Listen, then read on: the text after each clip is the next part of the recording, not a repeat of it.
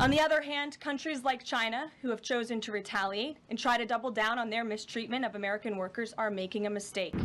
President Trump has a spine of steel, and he will not break. In total, since the Liberation Day announcement, nearly 70 countries have already reached out to the president to begin a negotiation. Countries are falling over themselves to reform their unfair trade practices and free open their markets to our country. Why? Because these countries greatly respect President Trump in the sheer power of the American market. These countries realize they've gotten filthy rich over the past few decades by imposing substantial tariffs on American-made products and ridiculous non-monetary barriers to block out American industry. The jig is up.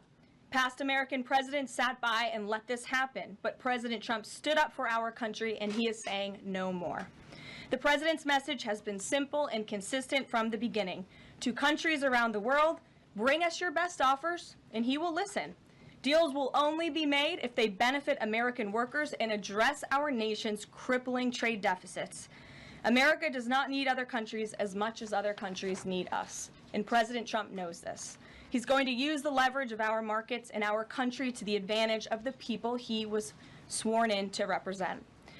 On the other hand, countries like China, who have chosen to retaliate and try to double down on their mistreatment of American workers, are making a mistake. President Trump has a spine of steel, and he will not break, and America will not break under his leadership. He is guided by a firm belief that America must be able to produce essential goods for our own people and export them to the rest of the world. A strong America cannot be solely dependent on foreign countries for our food, medicines, and critical minerals. And America must always maintain a robust defense supply chain.